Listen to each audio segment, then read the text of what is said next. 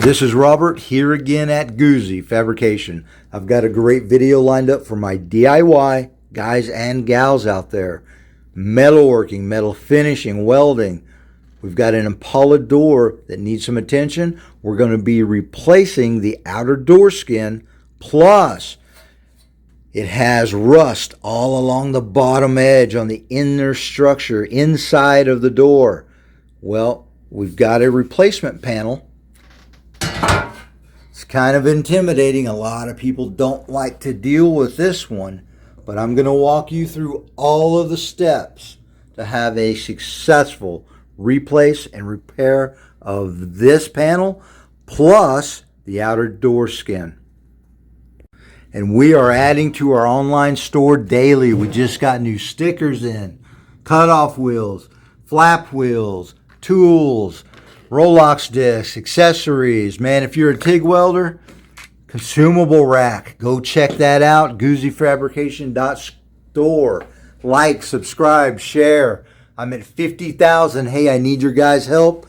Trying to get to 100. Get that silver play button. Let's get into the video. And this is the Impala door that we will be repairing today. Now, all of these steps we're going to show you are the same no matter the make or model of vehicle that you may be working on. Very common issue: rust damage, collision damage. Now, this outer door skin has it. It's also on the inner structure, collision damage and rust that we're going to be addressing. And instead of doing a poor quality or fast repair with body filler or fiberglass, well, I'm going to walk you through all of the steps. We're going to replace these panels. It's going to be fast and easy, and we're going to have a great result. First, let's get the door skin off. This is a folded over lip. And the easiest way to get the skin off is just run over it with, this is a flap wheel. You can use a grinding disc, but you have to be take a lot more care, or you'll really gouge the metal.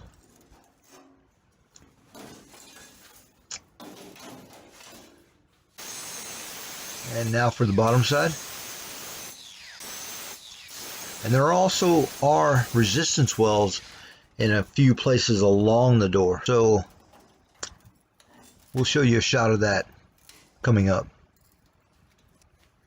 Usually that inner lip will just peel right off.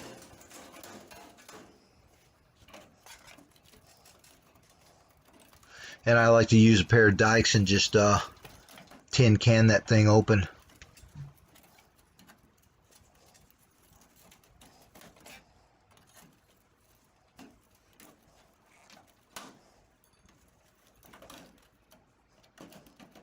And this method works really well as long as it's not really distorting the inner structure there. And there's one of the resistance welds, and I'm separating that with an air hammer. There it is. Skin removed. Yeah, pretty extensive rust inside there.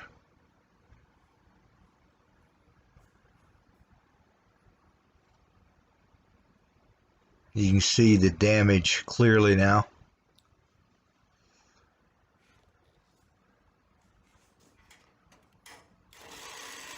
Now this is the part that I mentioned that we are going to be removing and reinstalling into the new door skin assembly. And that's also attached to part of the vent window guide.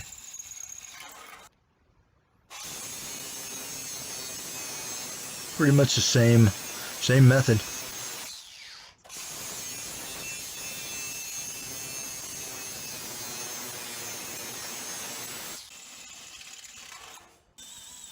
Drilling out the resistance welds, the leading edge of the door.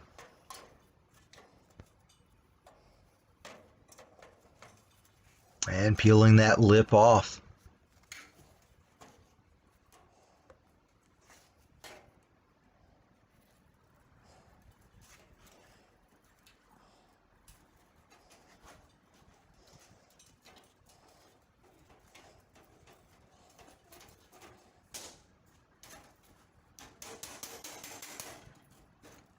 And this piece is pretty thin, so we damaged it a little bit, deformed it, but we came back and straightened it as we went.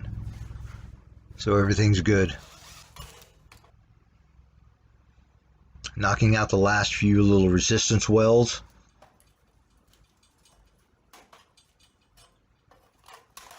Getting the remainder of that lip off.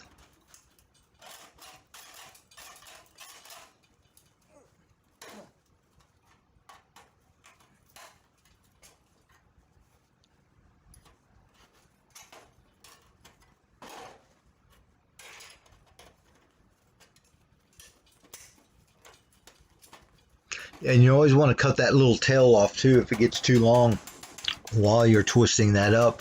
That thing will come around and slap you and give you a really nice rusty cut there. And now we're straightening up the edges, flanges. And we're going to address all of that damage that I pointed out earlier. We're on a nice solid flat surface, and now we're just going to hammer and dolly this thing back into shape. Yeah, and I'm wondering, it's like, how did all of that damage get there? I mean, on the inside of the door. Crazy. But we're going to get that thing back to where it should be. It's a lot easier to do it from the inside than from the outside.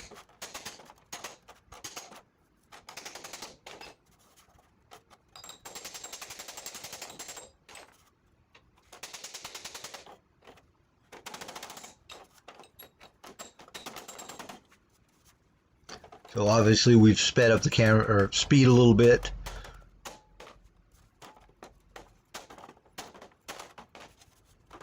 It took a little while to bring it back into shape. Okay, now that we have all the damage repaired, now it's time to media blast this whole inner structure of this door.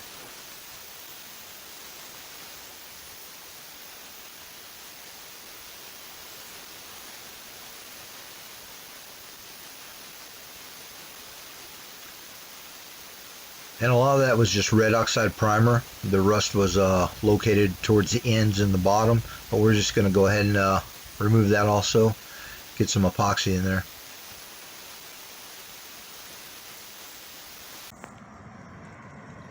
And there's the entire inner structure that has been media blasted and then coated in epoxy primer. And this is what we're going to be installing. Really nice quality parts here. And here's that replacement piece. Luckily it's a good quality replacement piece, and everything lines up for the most part. That's a huge plus. You never know with aftermarket parts if they're even going to be close. That's a real issue. Okay, so what we're doing here is locating it in the position that we want and clamping that thing down into place.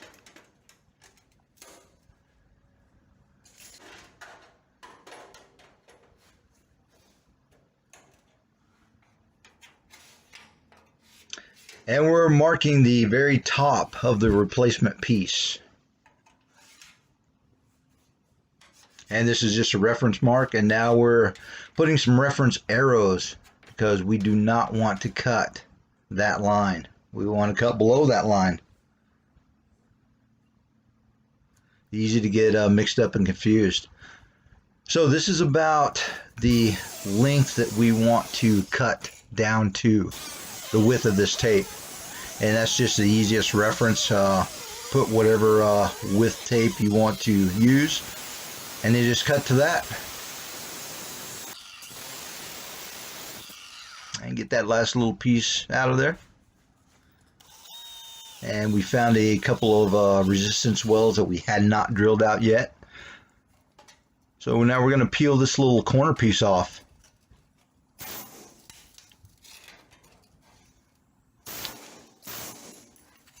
Couple of hits with the air hammer.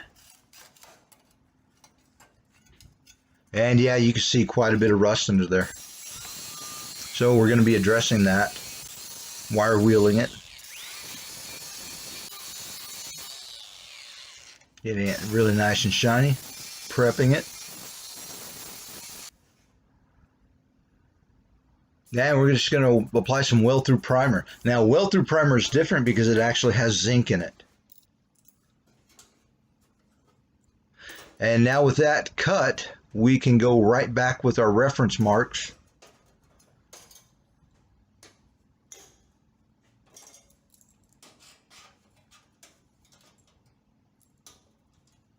Lock it all back into place.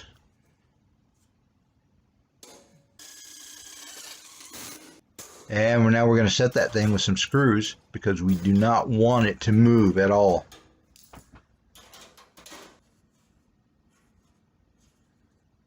And I'm laying out some hole punch holes. And I'm making sure that we are going to catch the backside. We're not going to punch holes that are too low.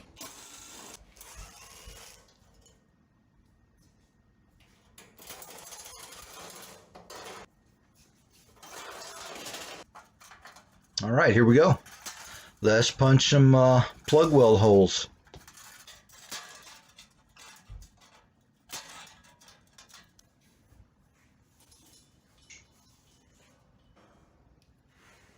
And now this is the piece that we had removed previously on the other video.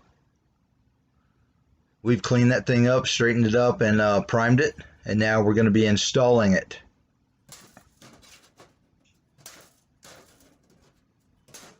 Punching plug weld holes. Clamping it into place. And we're going to be putting some plug welds.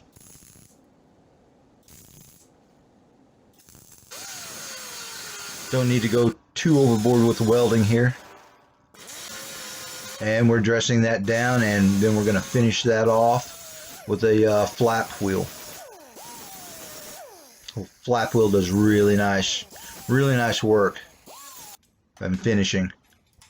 Okay, now we've got the flat surface, and it is very, very important throughout this whole process of installing this lower section to keep everything straight and while you're welding. So we've got it inverted, clamped down to a table, and we're going to be able to keep this thing really nice and flat. It's very important to take your time and sequence the welds. Let it cool because we don't want it to start drawing up. We want it nice and flat and straight because we're going to be installing the window regulator, door handle mechanisms, this and that, and really needs to be straight. Now those little pads there that I put down really help under the C-clamps.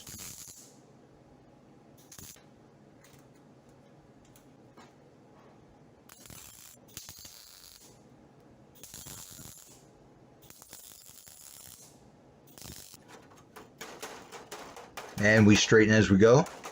Anytime you're welding, you really have to stop and make sure that the metal hasn't moved too much or distorted. Anytime you put heat on metal, it will distort, especially thin metal like this. So really want to take care and pay attention.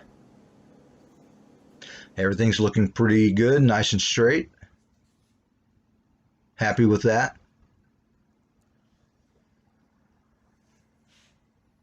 So the first part of the welding on the lower section is complete, and that was on the inside.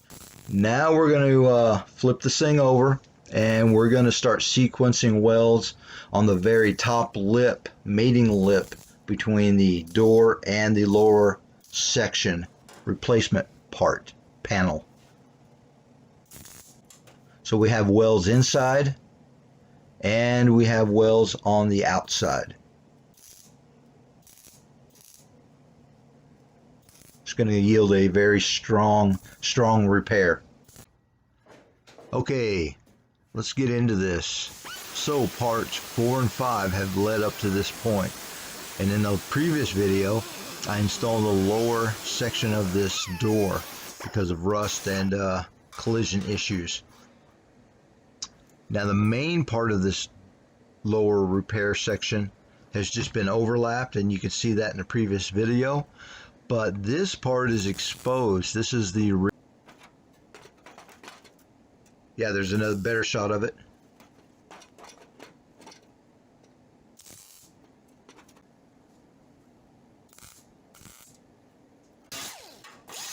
And now that we've finished that, we're going to dress down those welds. And we want to leave as much weld in the back of this as possible. It doesn't have to be flush or finished out nice. Then we prepped it, shot a little bit of epoxy primer on there, and we're moving to the outside. Now this side we do want a little nicer. We want to try to metal finish this as much as possible and come back over with this skim coat of glaze, and that should take care of that, and everything will look really nice.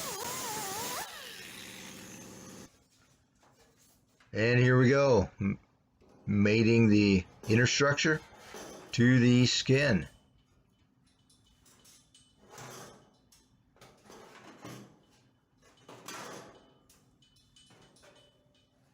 Hey, there it is. All right, now we're going to clamp this gently into place. We don't want to over tighten the clamp and put a ding in the door skin itself. Now I have a door skin hammer. That's a specially curved hammer. And you can see that this is a multi-step process. You never want to try to fold this edge in one go round. And now I'm using a backing. It's a soft rubber backing.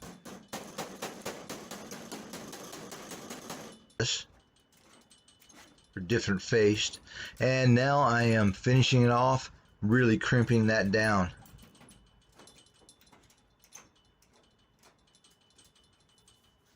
And with this step, I mean, you take your time and don't rush it. Try to be nice and even all the way down, then just keep repeating until the flange flattens out. And I've finished it off with the flap wheel. And here's a shot of the finish out.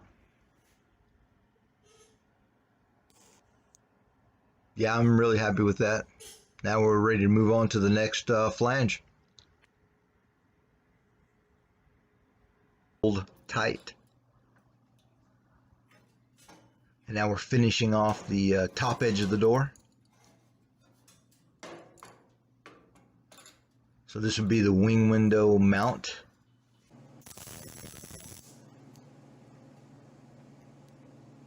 Area, I guess.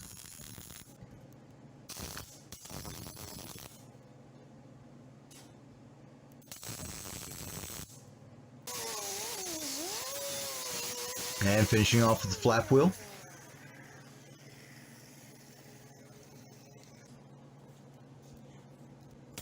And so now we're going to come back and put a couple of safety welds or spot welds in 3 or 4 places around the door, just to keep that door skin in place.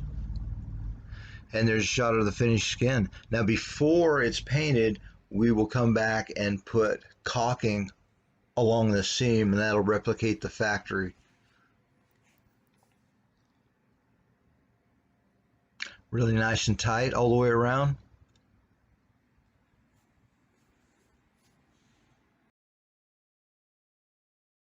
I hope this video helps some of you out there. Like, subscribe, leave some comments, share the video. Thank you to all my followers and supporters. I really appreciate you, and I'm glad and happy to have you aboard my channel. And as always, thank you for watching.